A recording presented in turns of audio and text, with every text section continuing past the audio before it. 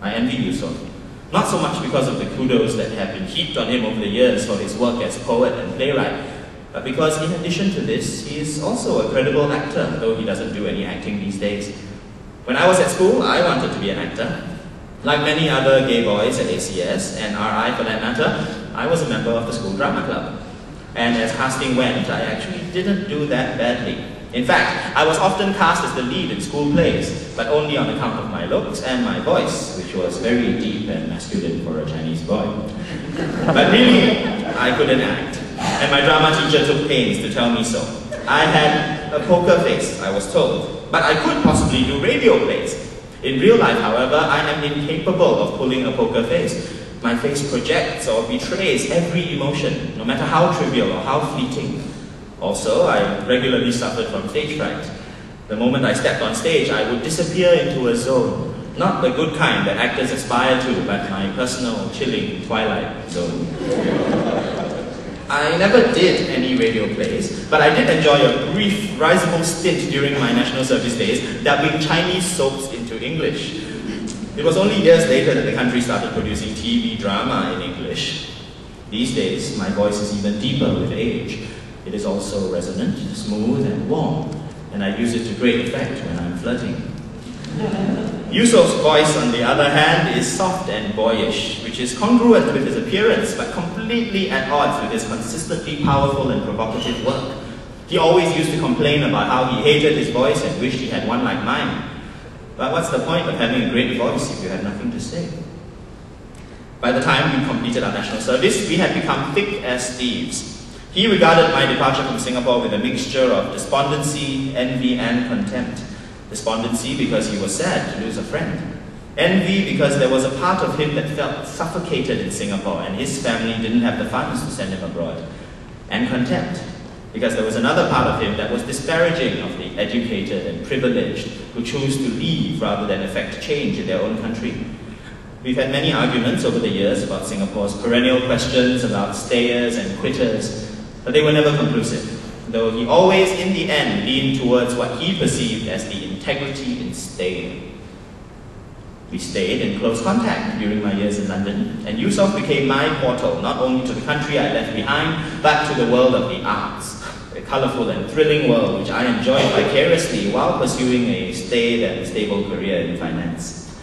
When I decided to return to Singapore 15 years later for an indefinite period of spiritual recuperation and retreat from drugs, Yusuf was the first person I told.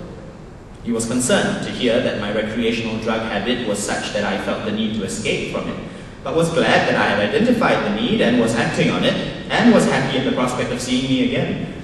He sounded tired and distracted over the phone, and when I asked, he explained with sudden vigor that he was in the midst of working on an exciting and important project, a labor of love, in fact, and one which he couldn't wait to share with me. It turned out that he had adapted Singapore's first gay novel into a play, and it was only weeks away from opening. I had heard of this book but never read it. I had always been disdainful of local literature anyway. And besides, the book hit the shelves when I had already left for London, albeit I missed the release only by a month or so. I had been told by friends that the novel, though flawed in many ways, was nonetheless a groundbreaking effort that had, over the years, acquired something of an iconic status for Singaporean gay men of that generation. I remembered that Yusuf often spoke fondly of this piece of literature when it was first published. In fact, he later referred to it as the impetus for his explosion onto and subsequent domination of the art scene.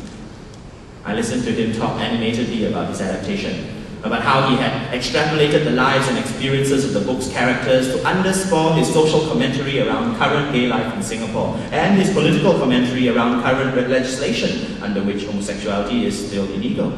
It occurred to me as our conversation went on that this play would also partly be a tribute to the book and to the author itself.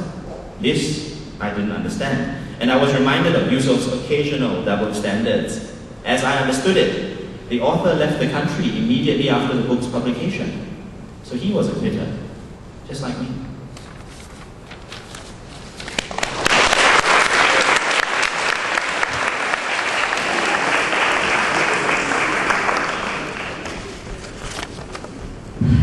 I'm afraid it seems that Maya Lee has this well, she couldn't figure out, she thought 7213 would be, you know, actually in between 71 and, you know, 73.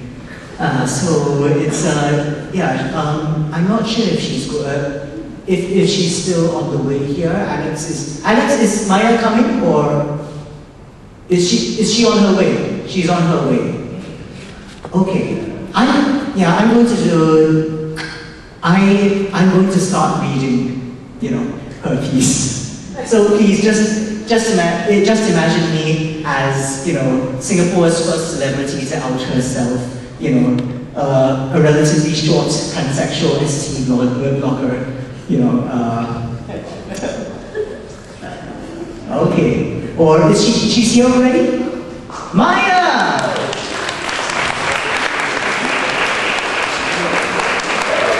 Maya, you're just in time. Yeah, I was going to play you at first. But it's printed out over here. Yeah, print out already. Yeah. Okay, do you need to warm up first? Yeah.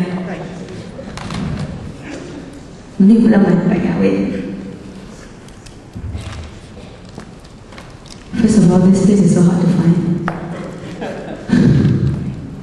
Hey, this piece I actually wrote it for Storm Entry some time back. I don't know how many months ago. Yeah, I heard that editors got in a bit of trouble because you published it, and then later on I go to the SPH building and they got a billboard talking about how free and how progressive ST is, and then they actually cite your coming out as an example of how liberal ST is. Yeah. So you set the tenor, yeah. But actually now is there like any media here? There's someone videoing. YouTube. For YouTube. Is that, no, come on. Yeah, must turn off. Oh, okay. No, you want it to be turned off.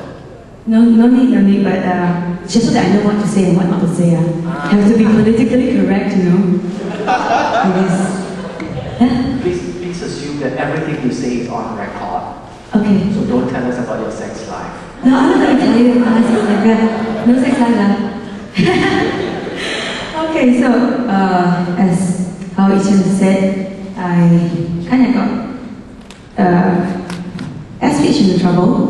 Yeah, because Mika, they actually came to see, I don't know what level, but SPH, they told me that I got them in trouble. So, much as they say that they are progressive or whatever, somehow I would still feel that they're still quite sensitive about it. They just try to be open. But okay, let me start reading. Title orientation goes, before each to ask me about Sylvester. Yes, we work together and we are still friends. And yes, as much as I like to pass crude remarks about him, you know, it's been 3 years, and can we get it over and done with? Censor some words. Okay. Every new person I meet has this tendency to ask me the above, and my impression of that person equals the shadow plus cable and waste of my saliva. So let me share with you one relationship that really woke me up. Okay, I met this businesswoman 4 years my senior when I did an NDP show, no National Day Parade show. I think it was 2005, in her constituency.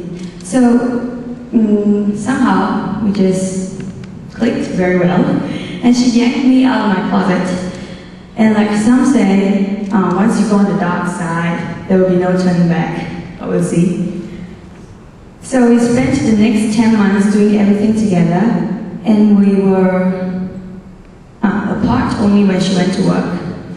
I was living comfortably in her family's penthouse in Orchard, and I thought I was lucky.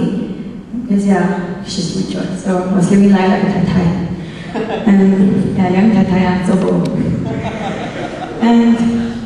But I could have everything I wanted, and where was I? But I wish I was a bloodsucker because I was too nice. I didn't suck her money. Then the only condition was that I could not have any form of personal contact with anyone of the opposite sex.